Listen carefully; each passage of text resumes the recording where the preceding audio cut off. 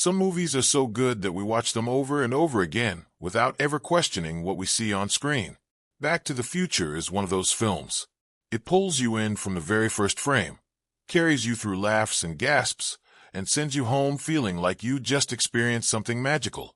Most people who have seen it would tell you it is a nearly perfect movie. The story is clever, the characters are memorable, and the pacing never lets up.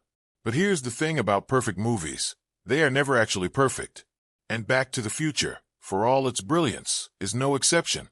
Hidden inside one of the most dramatic and emotionally charged scenes in the entire film is a mistake. Not a small one either. This is the kind of blooper that, once you see it, makes you wonder how an entire production crew, a director, an editor, and a studio full of executives all let it slide through to the final cut. It was not fixed. It was not edited out.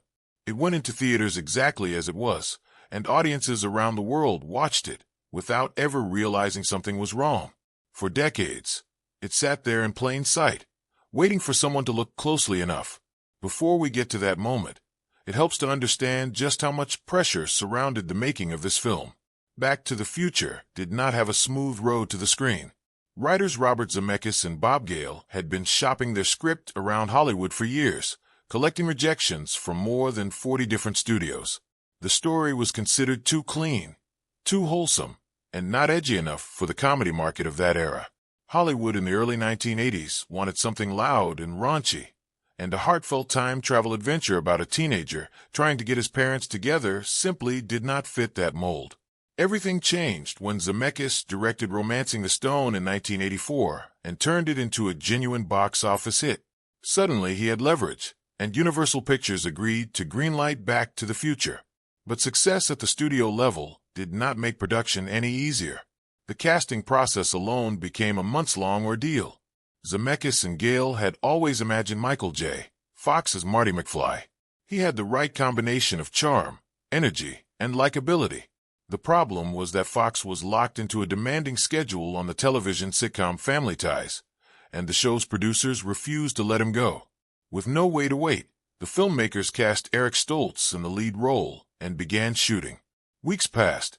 Footage piled up, but something felt wrong. Stoltz was a talented dramatic actor, but Marty McFly needed lightness, humor, and a kind of effortless cool that Stoltz was not delivering. The character was supposed to make audiences smile just by walking into a room, and that was not happening. In one of the most expensive and difficult decisions of the production, Zemeckis chose to recast the role entirely, scrapping weeks of footage and reshooting scenes from scratch with Fox, who had finally been given permission to join the film while still taping Family Ties on the side. What followed was one of the most exhausting schedules any actor has ever kept in Hollywood. Fox was shooting Family Ties during the day, and then heading straight to the Back to the Future set to film through the night. He was running on minimal sleep, juggling two completely different characters, and still somehow delivering a performance that felt fresh and natural on camera. The dedication was extraordinary, and it showed in every scene he appeared in. The film eventually wrapped and landed in theaters on July 3, 1985. The response was beyond anything the studio had hoped for. Back to the Future became the highest-grossing movie of that entire year, earning over $380 million worldwide. Critics celebrated it, families embraced it, and teenagers found in Marty McFly someone they genuinely wanted to be. The DeLorean became an icon. The soundtrack became a hit. Lines from the script entered everyday conversation. By any measure, the film was a triumph. But triumphs have cracks if you look hard enough. And this one has a crack sitting right in the middle of one of its most important scenes. The moment in question involves the home video recording that Marty carries back with him to 1955. In the story, Marty had been filming Doc Brown in 1985 as Doc explained his time travel experiment in the Twin Pines mall parking lot. Marty was using a camcorder, capturing the whole event as it unfolded. That footage becomes crucial later in the film when Marty, stranded in 1955, tries to convince the younger Doc Brown that he is genuinely from the future. To prove it, he sits Doc down and plays the tape. On the screen, we hear Doc from 1985 speaking clearly, explaining the time machine, and at one critical point, saying the words, "Never mind that now." It sounds perfectly normal the first time you hear it, but go back and watch how Marty was actually holding that camera during the original recording in 1985. His arm is down. The camcorder is hanging loosely at his side, pointing at the ground, nowhere near Doc's face. There is no angle from which that camera could have captured Doc speaking those words. The footage on the tape should show nothing but pavement, maybe a shoe or two, and the dark of the parking lot floor. It absolutely should not contain a clear, direct shot of Doc delivering a line. Yet there it is.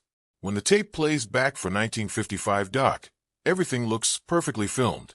Doc is visible, his words are captured, and the moment lands with the dramatic weight the scene demands. The camera that was never pointed at him somehow recorded him anyway. It is a continuity error that slipped through every layer of the filmmaking process and ended up frozen permanently in the final version of the movie. How does something like this happen? The answer lies in the chaos of production. When you are making a film under a tight deadline, with a star who is sleeping only a few hours a night, with a release date already announced to the public, and with an editor working around the clock to shape thousands of feet of footage into a coherent story, certain details fall through the gaps. The camera angle in the parking lot scene and the playback footage in 1955 were likely filmed at different times, possibly weeks apart, by different crew members focused on completely different aspects of the scene.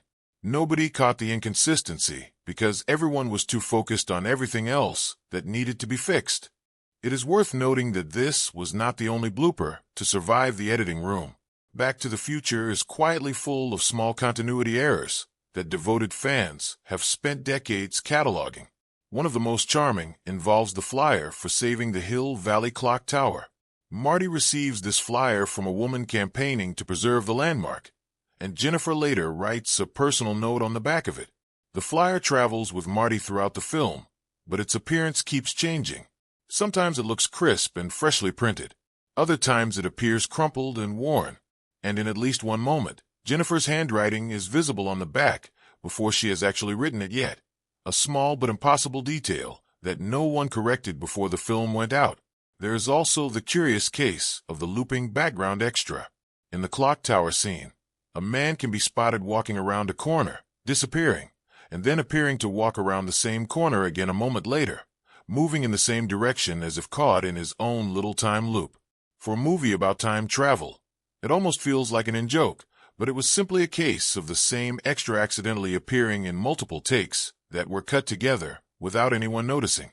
Other small errors scattered across the trilogy include a phone book being turned by hands that clearly belong to someone older than Marty, a remote control device that reads 0 volts yet somehow still operates the DeLorean perfectly, and lighting inside a hallway that changes noticeably between shots that are supposed to be continuous.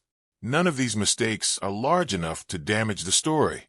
The film is edited well enough and paced quickly enough that audiences naturally move past them.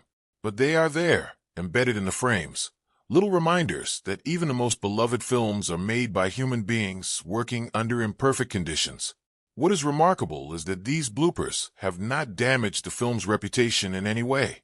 If anything, they have become part of its enduring appeal. Communities of fans spend enormous amounts of time rewatching the trilogy and competing to find new errors that others have missed. Online forums dedicated to Back to the Future are filled with threads debating which continuity mistake is the most glaring, which one is the funniest, and which ones might actually have explanations that make sense within the logic of the story. The camcorder scene tends to sit near the top of these lists, not because it is technically the worst error, but because of where it appears. It is placed right at the heart of one of the film's most important emotional beats, a scene where the entire plot depends on Doc believing Marty's story. The irony that this pivotal moment of supposed proof contains an impossible inconsistency has not been lost on anyone. For casual viewers, none of this takes anything away from the experience. Back to the Future works because of the strength of its characters, the energy of its performances, and the genuine warmth of its story. Michael J. Fox brought Marty McFly to life so completely that the character still feels real to people who grew up watching the films.